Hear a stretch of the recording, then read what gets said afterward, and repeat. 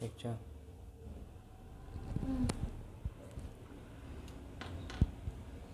ये आज का हमारा टॉपिक है हिंदी से उच्च माध्यमिक, जिसको इंटर हम लोग बोलते हैं।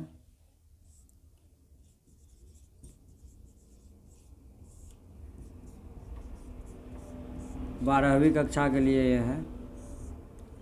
पद सूरदास जी द्वारा लिखा गया है। सूरदास जो कि सगुण भक्ति धारा के कवि हैं। ऑब्जेक्टिव बनता है यहाँ पे कि सूरदास किसके भक्त हैं, तो सूरदास भगवान कृष्ण के भक्त हैं। सूरदास जी के बारे में एक भ्रांति है। लोग कहते हैं कि सूरदास, कुछ कहते हैं बचपन से अंधे थे, कुछ कहते हैं कि बाद में वो अंधे हुए। इनका जो जन्म हुआ है वह दिल्ली के निकट सीही नामक ग्राम में हुआ है, सीही। और ये ब्रज क्षेत्र में जाकर के रहने लगे।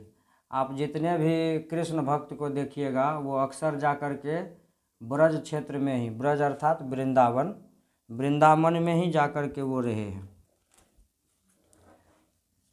तो हम लोग सूरदास जी द्वारा रचित पद जो है हम पढ़ेंगे। बहुत ही प्रसिद्ध हुआ है सूरदास जी के पद। सूरदास जी का ही लिखा हुआ अनूप जलोटा ने एक भजन गाया है, मैया मोरी मैं नहीं माखन खायो, भोर भयो पनगट के पाछे अब मधुबन मोहि पठायो। तो उसी सूरदास जी को आज हम लोग उनके द्वारा रचित पदों को पढ़ेंगे। पहला पद हम लोगों के लिए है, जागिए ब्रजराज कुंवर कंवल कुसुम फूले।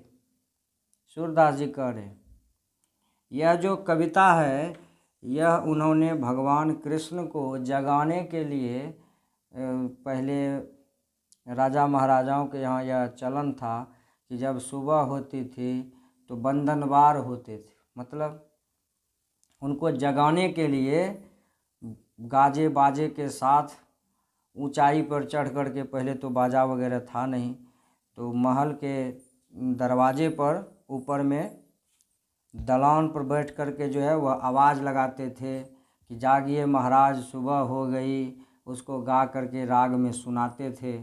तो आज हम सूरदास जी की ऐसी ही रचना को अपने पाठ में पढ़ेंगे जिसमें वो भगवान कृष्ण को जगा रहे हैं। और देखिए उन्होंने सुबह होने की क्या क्या उपमा दी है।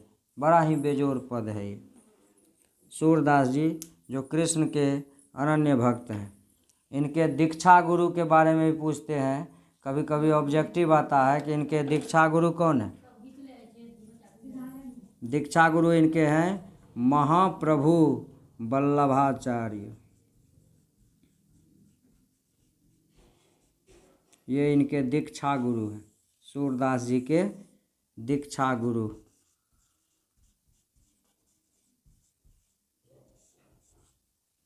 सूरदास जी के दीक्षा गुरु हैं वल्लभाचार्य जी।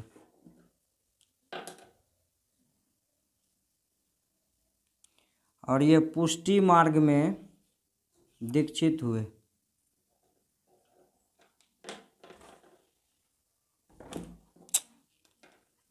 पुष्टि मार्ग में ये दीक्षित हुए थे। पुष्टि मार्ग, ये भगवान कृष्ण को कह रहे हैं, जागिए ब्रजराज कुंवर कंवल कुसुम फूले। अर्थात हे ब्रज के राजकुंवर, मतलब हे वृंदावन के राजकुमार जागिए। कितना आसान है देखिए। कंवल कुसुम फूले, कुसुम मने फूल, कमल मने कमल का फूल भी खिल चुका है। फूले, फूले मने फूल गया है। कमल का फूल भी खिल चुका है। यहाँ उन्होंने फूले शब्द का प्रयोग किया है जिसका अर्थ होता है खिल जाना। कुमुद वृंद संकुचित भये। कुमुद कहते हैं कमल के ही प्रजाति का छोटा फूल होता है जिसको हम लोग कोका का फूल कहते हैं। कुमधनी का भी एक प्रजाति होता है। तो कुमुद वृंद संकुचित, वृंद मन समूह, कह रहे हैं कि कमल के प्रजाति के ही फूल होते हैं कुमुद, जो सुबह होते ही मुरझा सिकुड़ जाते हैं, वह भी संकुचित हो चुके हैं प्रभु। भृंग लता भूले, भृंग मन भौरा। आपने सुना होगा कि भौरा फूल का रस चूसने के लिए फूल पर बैठता है। शाम होते होते फूलों की पंखुड़ियाँ बंद हो जाती है, भौरा उसमें बंद हो जाता है, रात भर उसी में पड़ा रहता है। सुबह होते ही जैसे फूल की पंखुड़ियाँ खिलती है, भौरा निकल के उड़ जाता है। तो वही यहाँ पर बता रहे हैं कि हे राजकुमार, हे वृंदावन के राजकुमार, सुबह हो गई है, भृंग लता भूले, भौरा भी जो रात भर फूल में बंद था वह भी फूल को छोड़कर उड़ चुके हैं, लता भूले। तमचूर मन मुर्गा, खग मन चिड़िया पक्षी, और रोर मन होता है कोलाहल, हल्ला। कह रहे हैं कि मुर्गा और चिड़िया अन्य पक्षी का कोलाहल सुनिए प्रभु। बोलत बनराई, जंगल में ये बोल रहे हैं। कौन कौन पक्षी? तमचूर, खग, चिड़िया। तमचूर मन मुर्गा, ये बोल रहे हैं, आप इसको सुनिए प्रभु। ये जंगलों में बोल रहे हैं। रामभती गौ खरी कनी में, रामभती मन गाय रंभा रही है, कहाँ में? तो गौशाला में। खरी कनी मन गौशाला। रंभाती गाय अपने गौशाला में खरी रंभा रही है, किस लिए? सुबह होते ही उसे अपने बछड़े की याद आती है, रात भर बछड़ा उससे दूर है। बछड़ा हित धाई, वह भी अपने बछड़ू को दूध पिलाने के लिए दौड़ चुकी है। अपने बच्चे को दूध पिलाने के लिए वह दौड़ चुकी है कि मेरा बच्चा रात से भूखा है। सुबह होते ही वह दौड़ चुकी है, बंधे होने के कारण वह रंभा रही है, अंत में दौड़ जाती है रस्सी को छोड़ छाड़ के गौशाला से। विधु मलिन रवि प्रकाश, विधु मन होता है चंद्रमा, विधु का मतलब चंद्रमा। विधु मलिन, मलिन मन अब जो चंद्रमा है प्रभु वह मलिन हो गया। मलिन मन साफ, मतलब चंद्रमा छुप गया है। रवि मन होता है सूर्य, सूर्य का प्रकाश फैलने लगा है। गावत नर नारी, नर नारी मंदिरों में अपने अपने घरों में पूजा पाठ कर रहे हैं, गा रहे हैं। सूर श्याम प्रात उठो, सूरदास जी कहते हैं हे श्याम प्रात उठो, सुबह हो गई उठिए। अम्बुज कर धारी, हे कमल के समान हाथों वाले, या अम्बुज मन कमल, कर मन हाथ, धारी मन धारण करने वाला। हे हाथों में कमल धारण करने वाले, अम्बुज करधारी, हे श्याम सुबह हो गई है उठिए। यानी भगवान कृष्ण को, श्याम को सूरदास जी अपनी कविताओं के माध्यम से जगा रहे हैं। चलिए एक बार फिर से हम नज़र दें। जागिए हे वृंदावन के राजकुमार, कमल के फूल खिल चुके हैं। कमल की प्रजाति के ही जो छोटे छोटे फूल हैं उनके समूह सिकुड़ गए हैं। भंवरा फूल को छोड़कर उड़ चुके हैं। मुर्गा पक्षी चिड़िया का कोलाहल सुनिए, वह भी जंगल में बोल रहे हैं। गाय गौशाला में रंभा रही है अपने बछड़े को दूध पिलाने के लिए। चंद्रमा का प्रकाश मलिन हो गया है, सूर्य का प्रकाश फैलने लगा है। नर नारी गाने लगे हैं हे श्याम, सूरदास जी कहते हैं हे श्याम प्रातः हो गई उठिए। हे हाथ में कमल धारण करने वाले प्रभु, सुबह हो गई है जागिए। ये आपका सूरदास जी का प्रथम पद था। अब इनका अगला पद है,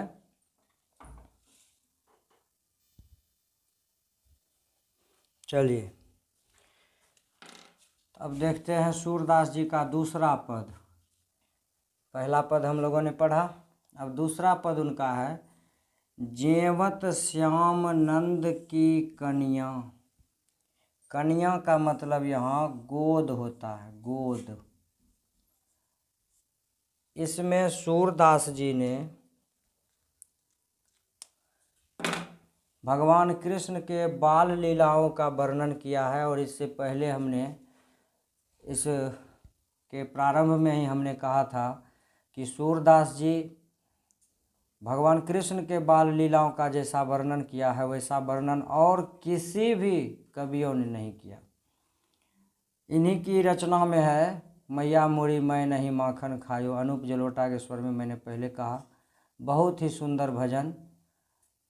मैया मोरी मैं नहीं माखन खायो, भोर भये पन घट के पाछे, भोर भये गैयन के पाछे, मधुबन मोहि पठायो। मैया मोरी मैं नहीं माखन खायो।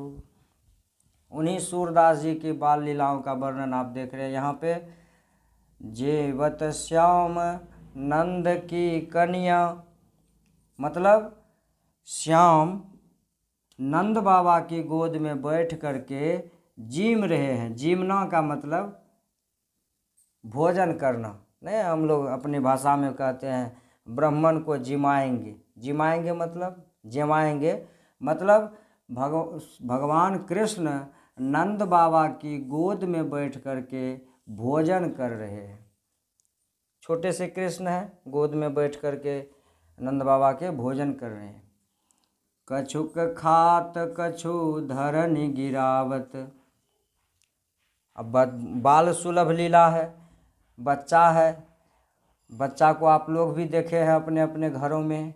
वह जब भी कुछ मुंह में लेता है तो कुछ मुंह में लेता है, कुछ मुंह में लगाता है, तो कुछ ज़मीन पे गिराता है, कुछ शरीर में लगाता है। तो उसका उन्होंने सूरदास जी ने सजीव वर्णन किया है। कछुक खात कछु धरनि गिरावत, कुछ खाते हैं कुछ जमीन पर गिराते हैं। छवि निरखत नंदरनिया, और इस छवि को सूरदास जी कह रहे हैं कि नंद बाबा के गोद में बैठे भगवान कृष्ण जो भोजन कर रहे हैं, मुंह में लगा रहे हैं, ज़मीन पे गिरा रहे हैं, इस छवि को देख करके नंद बाबा की रानी अपने मन ही मन खुश हो रही है। इस छवि को देख देख करके उनका जो हृदय है वह फूले नहीं समा रहा है। अब देखिए, राज परिवार में है तो भोजन उनका क्या है, बड़ी बड़ा बेसन बहु भांतिन। बड़ी बड़ा बेसन, बेसन का बना हुआ बड़ा, जिसको हम लोग फुलौरी बोलते हैं। बड़ी हम सभी जानते हैं, बेसन, बहु भांतिन व्यंजन। बहु मन अनेक प्रकार के, भांतिन बहु मन बहुत, भांतिन मन अनेक प्रकार के व्यंजन विविध अगनिया। अगनिया मन आगे में, आगे में अनेक प्रकार के व्यंजन रखे हुए हैं। डारत खात लेत अपने कर, कर मन हाथ। डारत खात लेत अपने कर, मतलब अपने हाथ से उठा रहे हैं, अब मुंह में ले रहे हैं, खा रहे हैं, कुछ गिरा रहे हैं। बच्चे की आदत होती है, देखिएगा जब बच्चा थोड़ा सा बड़ा हो जाता है तो उसको आप अपने से खिलाइए नहीं खाएगा, वो अपने हाथ से वो मिला जुला करके उसको उठा के मुंह में लेगा, कुछ गिराएगा। तो वही यहाँ पे कह रहे हैं, डारत खात लेत अपने कर, अपने हाथों में लेते हैं और डालते हैं मुंह में और खाते हैं।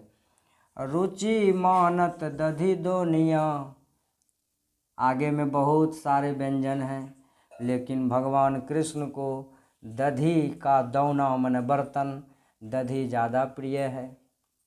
माखन मिश्री और दही भगवान कृष्ण को बेहद प्रिय है। आगे देखिए, रुचि, रुचि माने अच्छा लगता है उनको क्या चीज़, तो दधी दोनिया मतलब दही का बर्तन उनको अच्छा लगता है। मिश्री दधी माखन मिश्रित करी, मिश्री को, दही को, मक्खन को एक में मिला करके मुख नावत छवि धनिया, और वो अपने मुख में लेते हैं। इस छवि को देख करके सभी धन्य हो रहे हैं, गद गद हो रहे हैं। मुख नावत छवि धनिया, मुख में यह छवि देख करके सभी धन्य हो रहे हैं कि भगवान कृष्ण अपने आप मुंह में लेते हैं भोजन और गिराते हैं, कुछ खा रहे हैं। इतना ही नहीं, आगे क्या करते हैं, बच्चों की यह बाल सुलभ लीला देखिए, सूरदास जी के शब्दों का चमत्कार। आपुन खाक नंद मुख नावत, अपना भी खाते हैं और नंद बाबा के मुख में भी डालते हैं।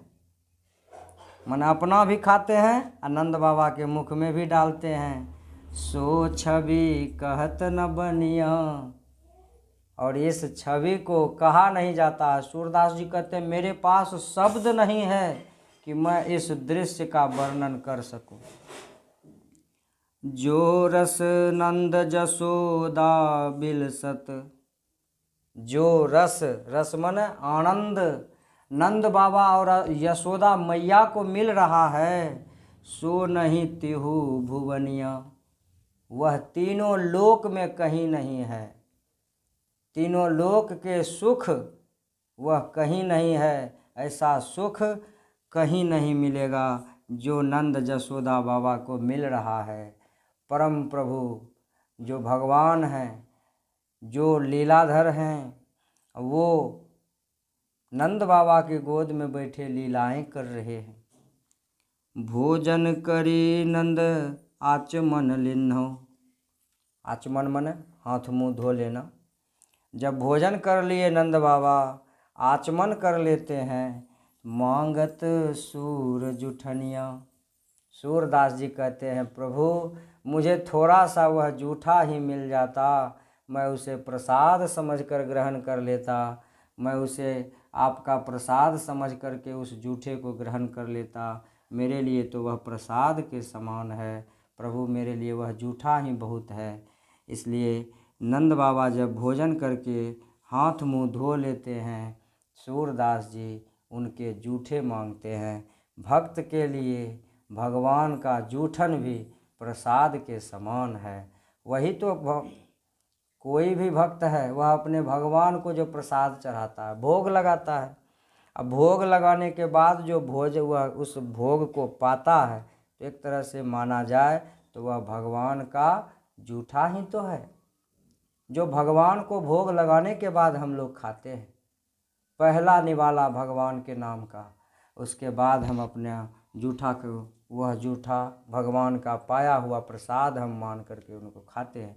तो वही भाव यहाँ पर सूरदास जी के हृदय से निकल रहा है कि मैं उस जूठे प्रसाद को भी पा करके प्रभु धन्य हो जाऊंगा, इसलिए मांगत सूर जूठनिया।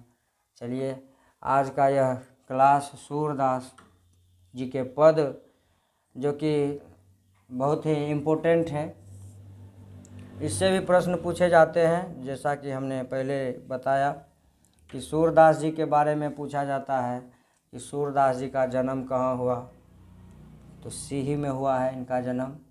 इनके दीक्षा गुरु वल्लभाचार्य जी हैं। किस संप्रदाय में ये दीक्षित हुए हैं, तो पुष्टि संप्रदाय में ये दीक्षित हुए हैं। किनके भक्त हैं, तो कृष्ण के भक्त हैं। इन्होंने क्या लिखा है, तो पद लिखा है। तो ये सभी जो मेन इनका ऑब्जेक्टिव था हमने आपको बताया। भगवान कृष्ण किनके गोद में बैठ करके भोजन कर रहे हैं, तो नंद बाबा के। वे क्या खाते हैं, दही मिश्री मक्खन मिला करके खा रहे हैं। किनके मुख में डालते हैं, तो नंद बाबा के मुख में डालते हैं। इस प्रकार सूरदास किनसे जूठा मांगते हैं, तो नंद बाबा से। तो ये सभी ऑब्जेक्टिव हम लोगों ने आज देखा। ये बड़ा ही इम्पोर्टेंट चैप्टर था जिससे हिंदी में प्रश्न पूछा जाता है। तो इसलिए आज का यह क्लास यहीं तक। सूरदास आगे हमें बताएं कि आपको किस चैप्टर में दिक्कत हो रहा है हिंदी में। हम निश्चित उसका वीडियो बना करके अपलोड करेंगे आप लोगों के लिए, ताकि आप लोग अपना रिजल्ट अच्छा कर सकें। हर हर महादेव।